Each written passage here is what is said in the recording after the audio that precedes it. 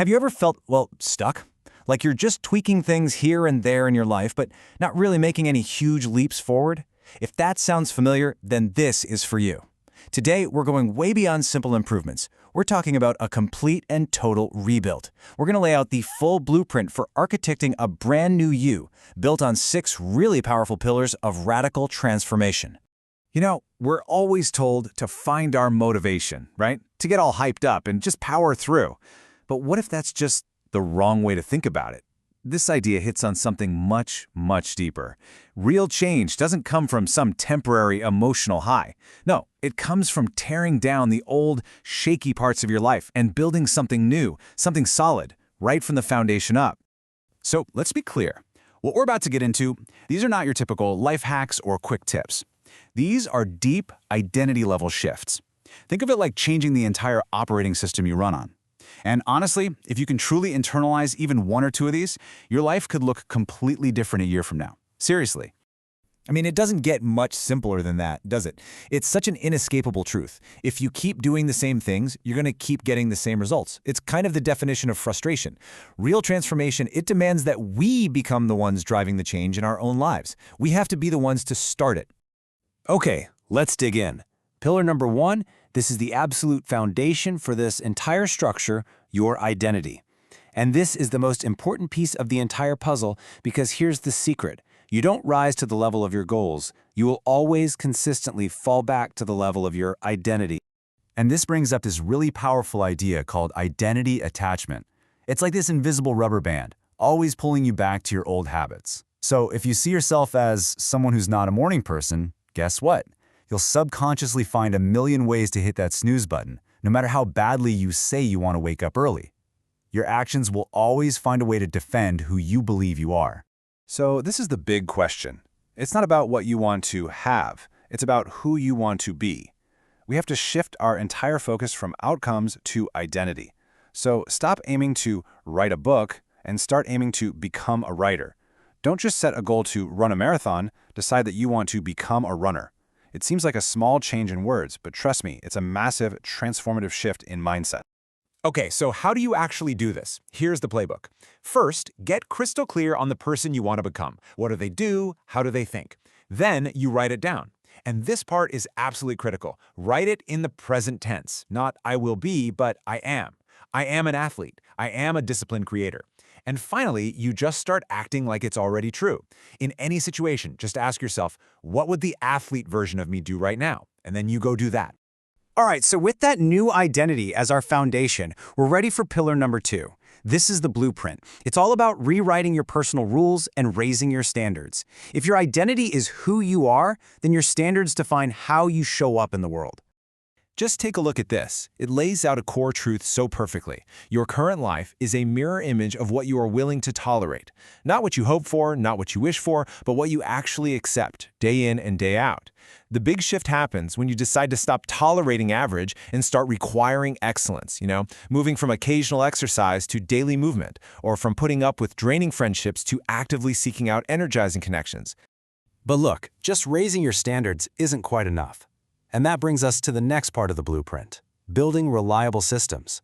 As we already talked about, motivation is a feeling. It's emotional, it's fleeting. You just can't count on it to be there when you need it. Systems, on the other hand, they're logical, they're predictable. A system is a process you design and commit to, a structure that works whether you feel like it or not. It's basically the engine that keeps you moving forward, especially when your motivation runs out of gas. So what does a system actually look like? Well, it could be a structured morning routine that makes sure you start your day on your own terms. Or maybe a nightly reflection to think about what you learned. A non-negotiable weekly review to see what's working and what's not. These aren't just random acts of self-improvement, they are repeatable processes that over time create these unbelievable compounding results. On to pillar 3. We've sorted out our internal foundation and our blueprint. Now it's time to build the scaffolding. That's the external world that's going to support all these internal changes. This is all about consciously, deliberately redesigning your environment. Here's the deal with willpower. It's not infinite. You run out of it. So a much, much smarter strategy is to build an environment that makes doing the right thing the easiest possible choice. And you can think about it in 4 key areas: your physical space, your digital world, the people you're around, and the information you feed your brain. All of these things are shaping you every single day, whether you realize it or not. And this brings us to one of the toughest truths about any kind of transformation. As you start to change, as you raise your standards and step into this new identity, you will inevitably outgrow some of the people in your life, their mindset, their habits, their energy. It might just not line up with the new person you are purposefully building. This often kicks off what's called the loneliness phase of growth. It's that really challenging time where you might feel misunderstood by old friends, maybe you face criticism, or you just feel kind of isolated. It is so important to see this not as a sign you're doing something wrong, but as an unavoidable and temporary part of a massive personal evolution. Okay, let's move to Pillar 4, architecting your future. We've got the foundation and the structure in place, now we add the spire.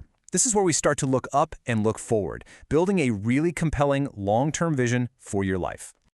So many of us get caught up in weekly or even daily thinking. We're just reacting to whatever is right in front of our face. But the real game-changing progress, that comes from thinking in much longer time frames. This means having real clarity on where you want to be in 1 year, a solid sense of direction for the next 3, and an inspiring, exciting vision for 10 years from now. So why does this matter so much? Because a clear, long-term vision becomes the ultimate filter for every decision you make today. It makes it so much easier to say no to some short-term distraction in favor of a much bigger long-term reward. And it gives you what's called strategic patience, the ability to keep going even when you're not seeing immediate results. So, we've covered identity, standards, systems, environment, and vision. This brings us to our 5th and final pillar, the one that really holds it all together: discipline. And we're not talking about some heroic burst of inspiration. We're talking about a quiet, steady, unwavering commitment. Let's be absolutely crystal clear about this. Nothing we've talked about today are just tips. These are fundamental, structural changes to how you live your life. This isn't about downloading a new app. It's about rewriting your entire personal operating system. Real, lasting change, it almost never looks like a dramatic movie montage. It looks like showing up, day in, day out, especially on the days you don't feel like it. It's the sum of all those small, disciplined choices compounding over time that ultimately leads to a completely reconstructed life. It's quiet, it's consistent, and it is incredibly powerful. So, we've laid out the entire architectural plan. We've talked about how to redefine your identity, raise your standards, build systems, redesign your world, create a long-term vision, and finally, how to tie it all together with discipline. The only thing left to do is to actually start building. So the question I want to leave you with is this. Looking at this whole framework, what is the very first brick you're going to lay today?